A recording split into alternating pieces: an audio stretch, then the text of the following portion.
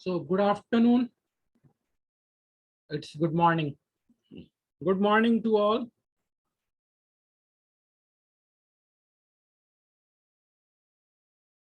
So in chapter number 1 in history, we studied the revolutionaries when the class ended yesterday. कल जब class समाप्त हो रही थी, कल मतलब जो हमारा पिछला क्लास था, उस क्लास के लास्ट में हम लोगों ने रिवोल्यूशनरीज इस हेडिंग को समझने का काम हम लोगों ने किया और रिवोल्यूशनरीज के लास्ट में मेटरनिक का जो एक स्टेटमेंट है, उस स्टेटमेंट की चर्चा मैंने अपने पिछले क्लास में की थी और उस स्टेटमेंट की जब चर्चा हुई थी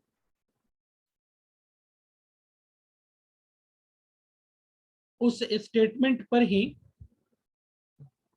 पिछला क्लास समाप्त हुआ था and the statement which we discussed at the end of our last class, previous class, the most dangerous enemy of our social order.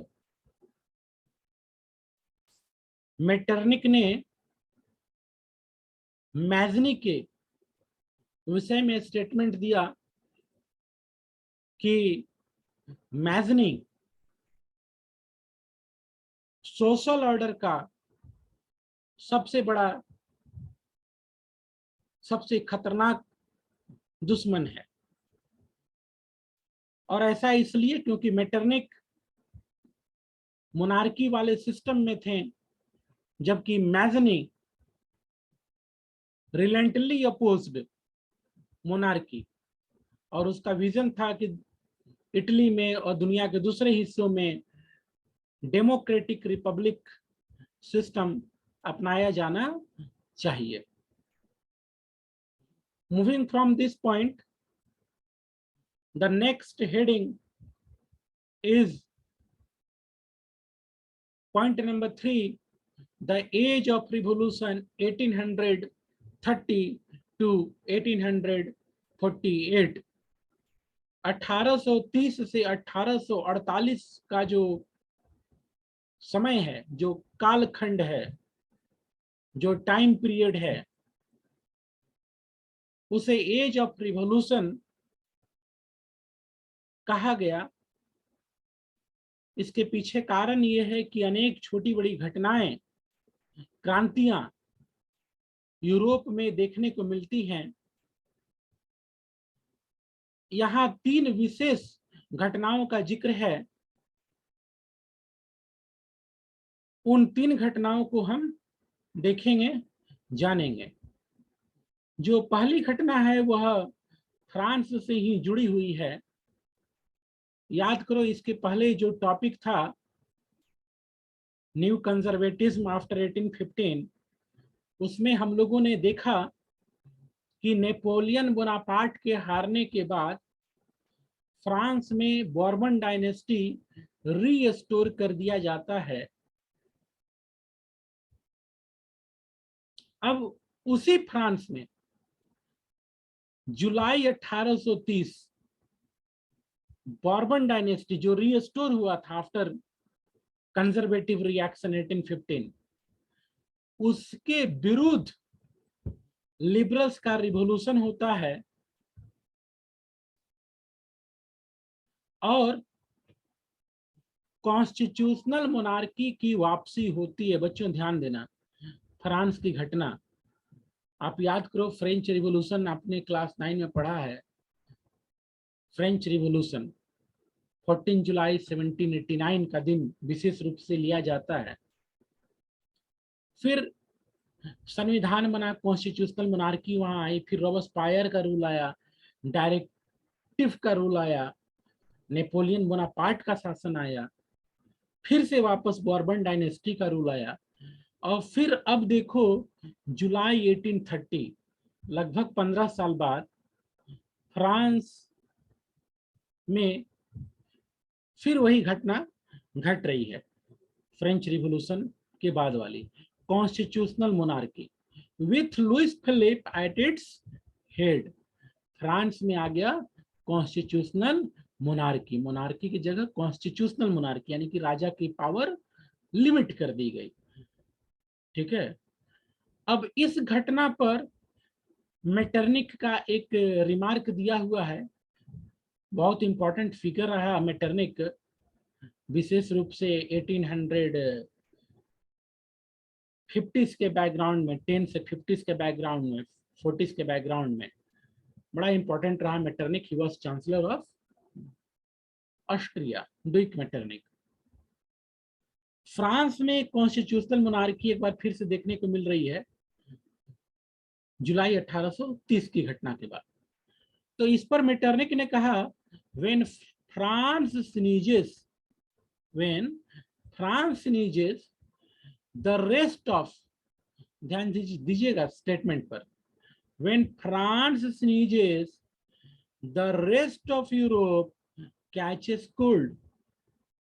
Metternich का कहना था कि जो फ्रांस में घटना घट रही है उसे बाकी राजतंत्रों को बारीकी से समझने की आवश्यकता है, क्योंकि फ्रांस छिकता है यूरोप को सर्दी जुकाम आ जाती है। कहने का मतलब कि फ्रांस से निकलने वाले विचार, आइडियाज फ्रांस से भी ज्यादा असरदार हो जाते हैं फ्रांस के बाहर यूरोप के दूसरे हिस्से में।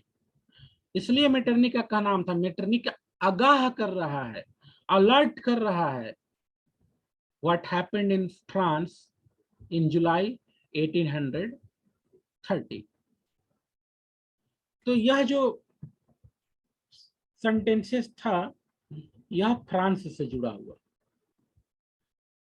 अगली जो बात है वह बेल्जियम से जुड़ी हुई है, तो कह सकते हो कि नीदरलैंड से भी जुड़ी हुई है, मेनली बेल्जियम से। याद करो treaty of Vienna, conservatism after 1815, Belgium को नीदरलैंड के साथ जोड़ दिया गया था, किंगडम ऑफ नीदरलैंड की स्थापना हुई थी, यूनाइटेड किंगडम ऑफ नीदरलैंड की। जुलाई रिवॉल्यूशन जो फ्रांस में हुआ उसने बेल्जियम के लोगों को भी हौसला दिया, और बेल्जियम के लोग उठ खड़े हुए, जो उन पर थोपा गया था कि वे नीदरलैंड का हिस्सा होकर के रहेंगे, उसके विरुद्ध। The July Revolution sparked an uprising in Brussels, which led to Belgium breaking away from United Kingdom of Netherlands। और इस तरह से Belgium United Kingdom of Netherlands से अलग हो जाता है। याद कीजिए मेटरनिक ने क्या कहा, When France sneezes, rest of Europe catches cold। जुलाई 1830 की घटना, फ्रांस में कॉन्स्टिट्यूशनल मोनार्की आई, उसका असर बेल्जियम पर पड़ा, बेल्जियम स्वतंत्र हो गया, बाहर हो गया यूनाइटेड किंगडम ऑफ नीदरलैंड से।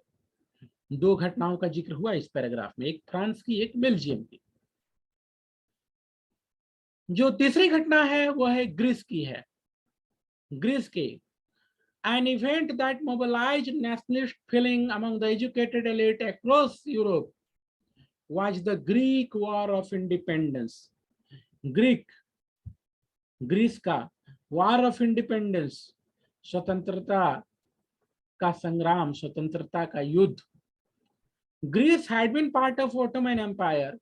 ग्रीस जो है ऑटोमन एम्पायर का हिस्सा था 15th सेंचुरी में। ऑटोमन एम्पायर बहुत विशाल एम्पायर थी, ठीक है। यूरोप और दूसरे कई हिस्सों पर ऑटोमन एम्पायर की हुकूमत हुई, रूल हुआ, उन्होंने जीता, अपने कब्जे में किया। और ऑटोमन एम्पायर का ही हिस्सा हुआ Greece. The growth of revolutionary nationalism in Europe sparked of a struggle for independence among the Greeks. जो यूरोप में नेशनलिज्म की बातें चल रही थी, राष्ट्रवाद की, अलग अलग जगहों पे अलग अलग माध्यम से, उसने ग्रीस के लोगों को भी प्रेरित किया कि अपना स्वतंत्रता संग्राम के लिए स्ट्रगल करो, struggle for independence. Nationalists in Greece got support from Greeks living in exile and also from many West Europeans who had sympathies for ancient Greek culture. Greece के लोगों को अपनी आजादी की लड़ाई में ऑटोमन अंपायर के विरुद्ध वैसे ग्रीक्स का भी साथ मिलता है जो ग्रीस के बाहर थे, और वैसे यूरोपियन का भी साथ मिलता है. दूसरे देश, यूरोप के दूसरे देश भी ग्रीस का साथ देते हैं, क्योंकि यूरोप के लोगों में यह भावना थी कि ग्रीस एक स्वतंत्र कल्चर के रूप में रहा है, उसकी अपनी गरिमा रही है, एक गौरवपूर्ण इतिहास रहा है, तो उसे ऑटोमन एम्पायर के अधीन नहीं रहना चाहिए. Poets and artists lauded Greece as the cradle of European civilization and mobilized public opinion to support its struggle against a Muslim empire. ये जो ग्रीक का मामला था, यहाँ एक एंगल क्रिश्चियनिटी वर्सेस इस्लाम भी था. ऑटोमन एम्पायर के विरुद्ध यूरोप के दूसरे देश, राज्य ग्रीस के लोगों को सपोर्ट करते हैं कि अपनी आजादी की लड़ाई लड़ो. अब जो पोइट्स थे, आर्टिस्ट थे, उन्होंने यह बताने का काम किया, यह समझाने का काम किया, इसको बढ़ाने का काम किया कि ग्रीस यूरोपियन सिविलाइजेशन का क्रेडल रहा है, पालना रहा है. और बात सही भी है. यूरोपियन सिविलाइजेशन अगर देखा जाए, बहुत इंपॉर्टेंट है ग्रीस का कल्चर. तो इस बात को लेकर के भी सहानुभूति थी, और एक एंगल क्रिश्चियन मुस्लिम्स वाला भी था. और इतिहास के पन्नों पर अनेकों युद्ध क्रिश्चियनिटी को मानने वाले राजाओं के बीच में, इस्लाम को मानने वाले बादशाहों के बीच में आपको देखने को मिलेगा अगर आप इतिहास के पन्ने पलट करके देखो. तो एक एंगल यह भी रहा लोगों में, यूरोप के लोगों में, ग्रीस की आजादी की लड़ाई को लेकर के. The English poet Lord Byron, अब जो दूसरे देश के लोग भी सपोर्ट कर रहे थे, उसका एक एग्जाम्पल यहाँ पर है कि इंग्लिश पोइट लॉर्ड बायरन जो है वो फंड इकट्ठा करते हैं, ग्रीस के लोगों को उनकी संघर्ष में साथ देने के लिए जाते हैं. अफसोस कि 1824 में उनकी वहां बुखार से मृत्यु हो गई. कुछ सीवियर प्रॉब्लम हुआ होगा बुखार के साथ में. फाइनली इसको ध्यान दीजिएगा, अंडरलाइन करके रखिएगा. अनेक ऑब्जेक्टिव क्वेश्चन है, सब्जेक्टिव का आंसर बनाने में हेल्प करेगा. Finally the treaty of Constantinople of 1832, Constantinople में एक संधि साइन हुई, ट्रीटी 1832 में, और इस संधि के मुताबिक ग्रीस जो है इंडिपेंडेंट नेशन हो गया. तो इस तरह से यहाँ हम लोगों ने 3 घटनाओं को देखा. फ्रांस में वापस कॉन्स्टिट्यूशनल मोनार्की आ गई जुलाई 1830 के क्रांति से. बेल्जियम नेदरलैंड से स्वतंत्र हो गया. ग्रीस ऑटोमन एम्पायर से स्वतंत्र होता है.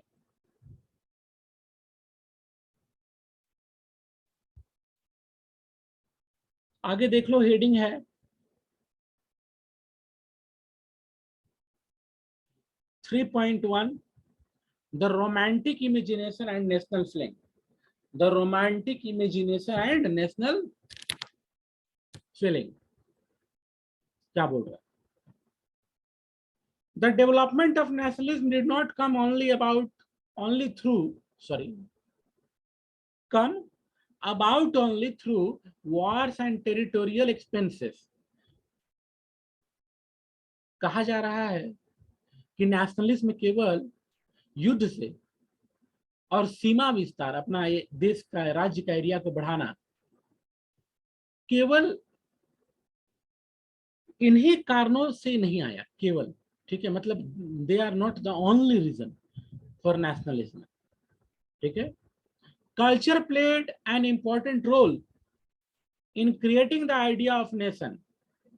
कल्चर ने भी इंपॉर्टेंट रोल प्ले किया, संस्कृति ने, ठीक है, नेशन के आइडिया को डेवलप करने में, नेशनलिज्म को डेवलप करने में कल्चर ने भी इंपॉर्टेंट रोल किया, प्ले किया। आर्ट, पोइट्री, स्टोरीज, म्यूजिक, ठीक है, इनका एक बड़ा इंपॉर्टेंट रोल रहा नेशनलिस्ट फीलिंग को सेव करने में। आज भी आप देखो, ठीक है, गीत संगीत के माध्यम से भी नेशनलिज्म का विकास होता है। अनेकों मूवीज आप लोगों ने देखे होंगे, उसमें सॉन्ग्स देखे होंगे, ठीक है, जो नेशनलिज्म की भावना लेकर के आता है। बहुत सारे वैसे गीत हैं, बहुत सारे वैसा पेंटिंग है, कहानियां हैं, म्यूजिक हैं। Let us look at romanticism, a cultural movement. इसको अंडरलाइन कीजिएगा, romanticism, a cultural movement. Romanticism, a cultural movement. Let us look at romanticism, a cultural movement which sought to develop a particular form of nationalist sentiment. बोल रहा है कि romanticism, romanticism क्या? Cultural movement, सांस्कृतिक आंदोलन, ठीक है। और सांस्कृतिक आंदोलन के जरिए भी एक नेशनलिस्ट सेंटिमेंट को अनेक जगहों पर बढ़ावा दिया गया। Romantic artists and poets generally criticize the glorification of reason and science.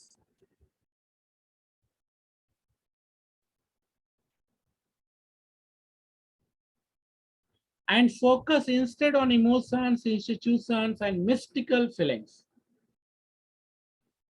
तो जो कल्चर मूवमेंट से जुड़े हुए लोग थे, वे हर चीज को साइंस से जोड़ने के पक्षधर नहीं थे, साइंटिफिक रीजंस के पक्षधर नहीं थे, ठीक है। उनके बातों में आप इमोशंस देखोगे, इंस्टीट्यूशंस की बातें देखोगे, और एक मिस्टिकल फीलिंग आप देखोगे। Their effort was to create a sense of shared collective heritage, a common cultural past as the basis of nation. इन लोगों ने आधार बनाया, ठीक है, शेयर्ड कलेक्टिव हेरिटेज, ठीक है, साझी संस्कृति, साझी धरोहर, अ कॉमन कल्चरल पास्ट, एक सांस्कृतिक इतिहास। और उनका मानना था कि ये जो दोनों हैं ये बड़ा इंपॉर्टेंट है किसी राष्ट्र के निर्माण में, किसी राष्ट्र के आधार के लिए। अदर रोमांटिसिज्म,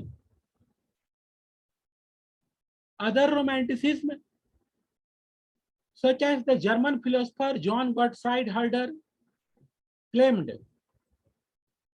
अब जॉन गॉटफ्राइड का एक कथन यहाँ दिया हुआ है, ठीक है, कि अगर आपको ट्रू कल्चर देखना है, जर्मन कल्चर, तो आपको मिलेगा कॉमन पीपुल में, और कॉमन पीपुल को जर्मन भाषा में दास वोल्क बोलते हैं। उनका कहना है कि जो कल्चर है आपको, ट्रू कल्चर, वो देखने को मिलेगा फोक सॉन्ग्स में, फोक पोइट्री में, फोक डांसेस में। और यही ट्रू स्पिरिट है नेशन का, वॉल्कजिस्ट। वॉल्कजिस्ट मतलब नेशन। तो बच्चों ध्यान देना, यहाँ पे दो शब्द आए हैं, दास वोल्क मतलब कॉमन पीपल, और वोल्क्स जेगिस्ट मतलब नेशन।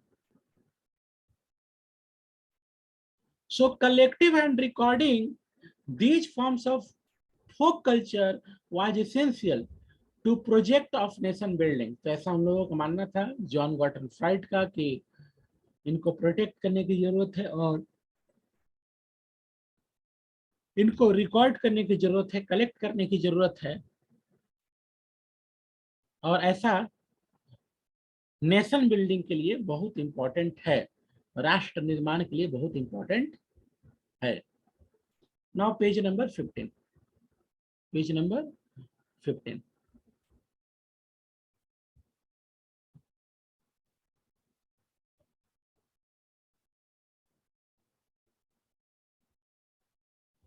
Just a minute.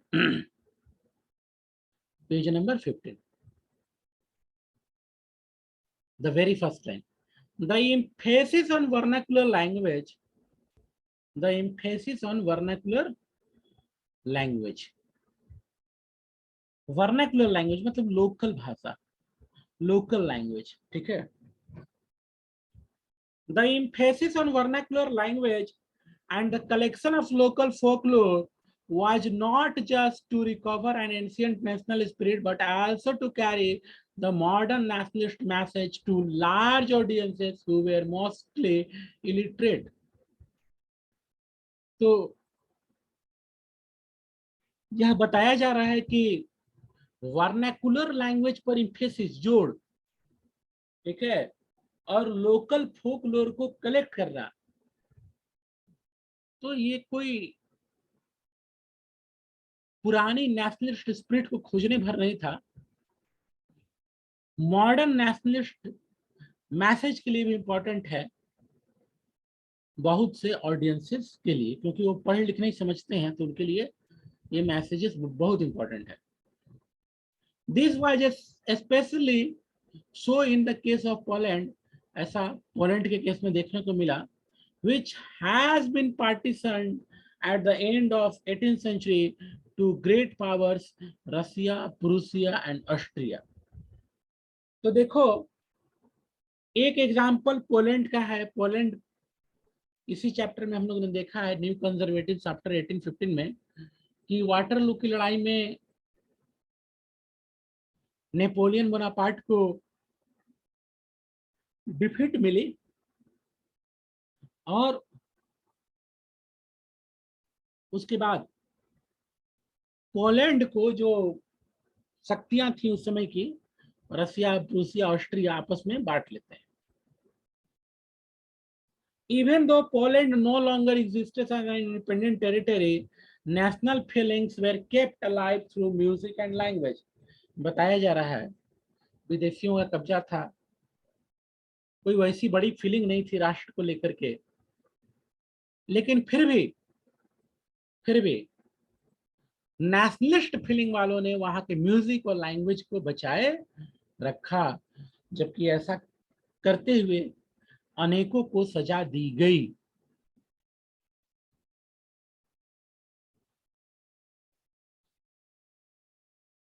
आगे देखो, just a minute.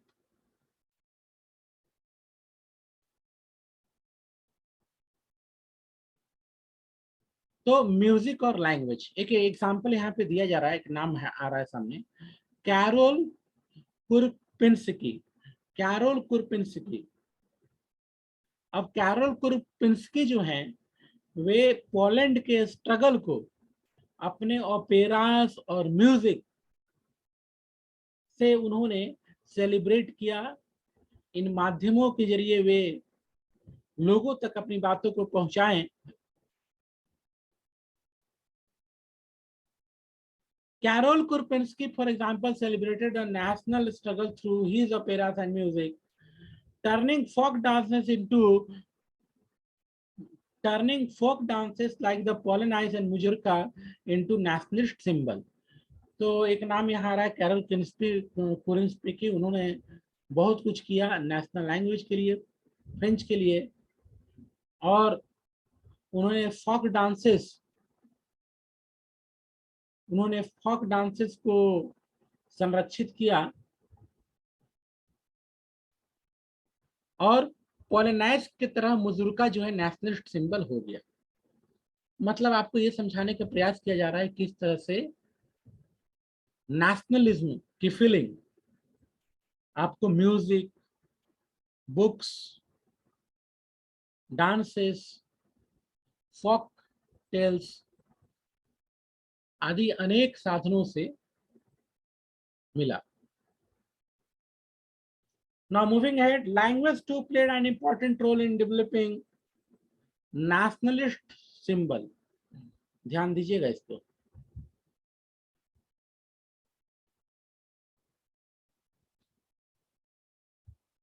Language too played an important role in developing nationalist sentiments.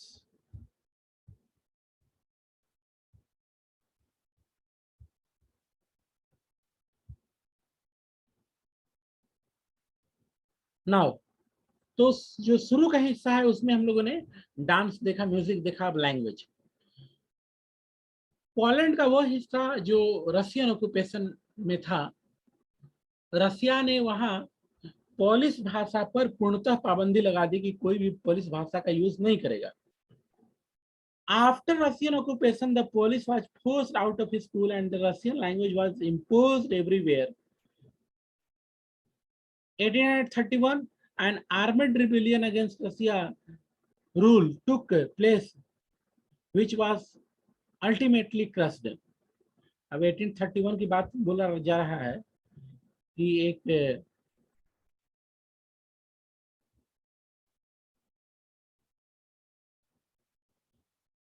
Minute बच्चों, थोड़ा सा जस्ट अ मिनट।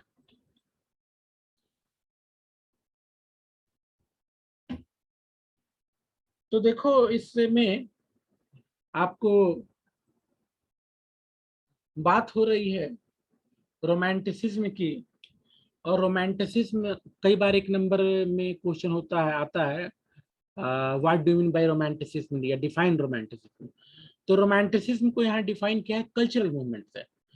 ठीक है, एक विशेषज्ञ या फिर समझो स्कॉलर, ठीक है, जॉन गॉटफ्राइड हर्डर का कथन यहाँ पर दिया गया कि ट्रू जर्मन कल्चर अगर आपको देखना है तो कॉमन पीपुल में देखने को मिलेगा।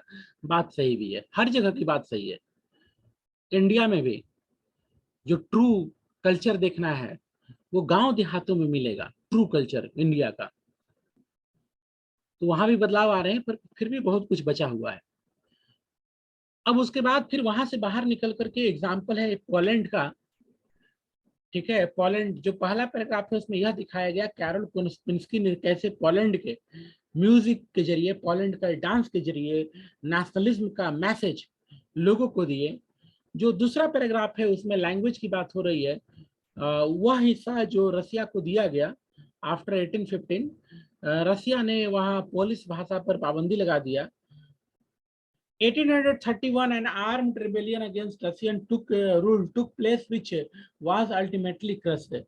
इन बातों से नाराज होकर के, इन बातों से नाराज होकर के,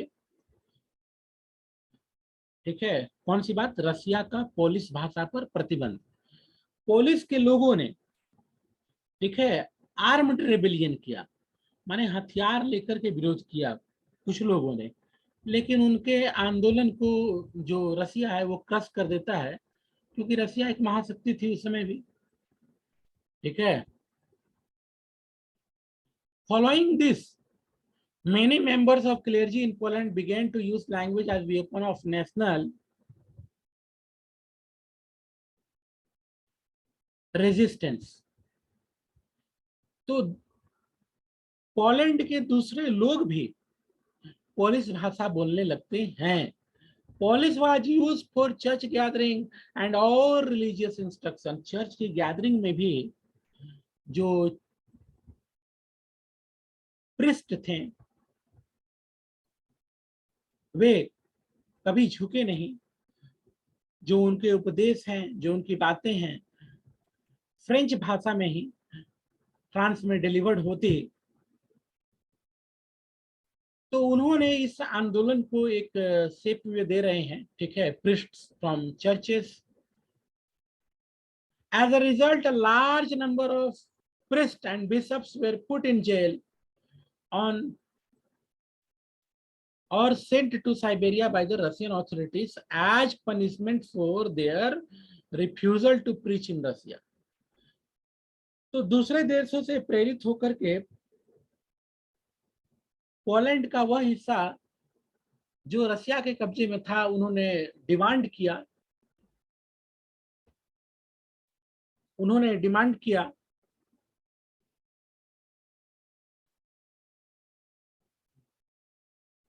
और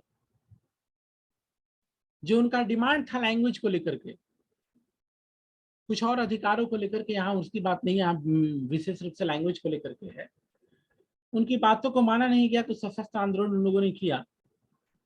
as a result large number of priest and bishops, तो प्रीस्ट एंड बिशप्स बड़ी संख्या में रशियंस के द्वारा उनको सजा दी गई, उनको साइबेरिया भेज दिया गया, ठीक है, उनको प्रीच करने से, लोगों को उपदेश देने से मना किया गया। The use of Polish came to be seen as a symbol of a struggle against Russian dominance. The use of Polish, तो पोलिश भाषा का उपयोग क्या दर्शाता है? Came to be seen as symbol of a struggle against Russian dominance. Russia का जो dominance था उस हिस्सा पे, उससे लड़ने का एक तरीका बना, एक जरिया बना भाषा। तो ध्यान रखना, यहाँ जो बातें हुई हैं, new conservatives after 1815, the revolutionaries और फिर romanticism etcetera. Now hunger, hardship and popular revolt. Hunger, hardship and popular revolt. अब इसमें क्या बताया गया, इसमें इसको मैं पहले संक्षेप में बता देता हूँ।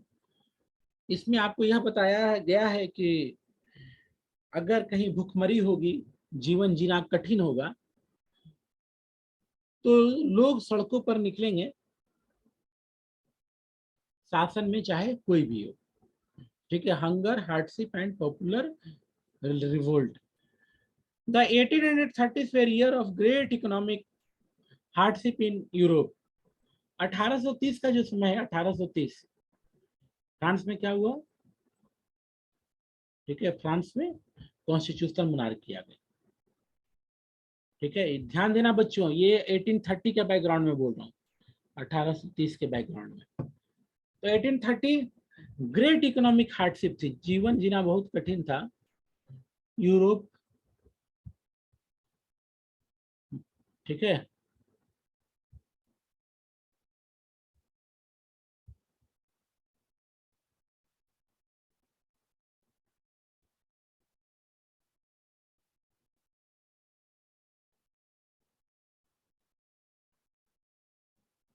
Now let's move to point number 3.2.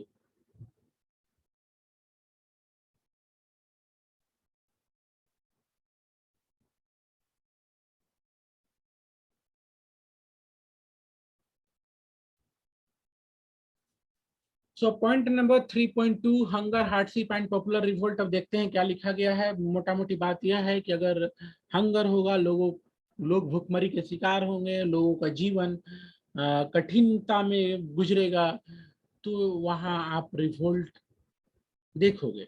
French revolution भी देखो, वहां पर भी हंगर थी, हार्डशिप था, economic hardship. Now, the 1830s were years of great economic hardship in Europe. 1830 का जो समय है, 1830 का जो समय यूरोप में है, बड़ा इकोनॉमिक हार्डशिप था। The first half of 19th century saw an enormous increase in population all over the world. Europe, पूरे यूरोप में आबादी जो है वो बढ़ा और यूरोप के लोग चिंतन बनाने में लग गए उनकी आबादी बढ़ने को लेकर के। In most countries there were more seekers of jobs than employment. तो अधिकतर देशों में सुबह सुबह आप देखे होंगे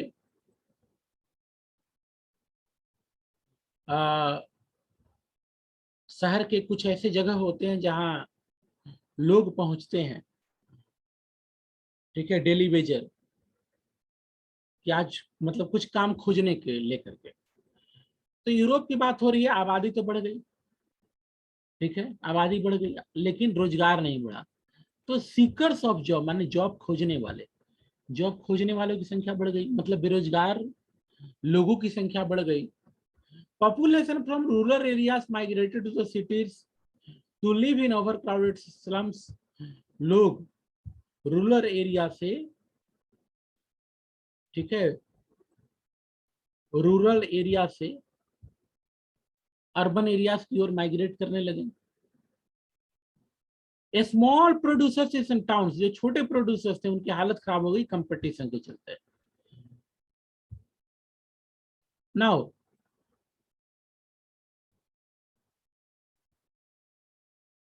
चलो इसी बात पर समाप्त करते हैं, ठीक है।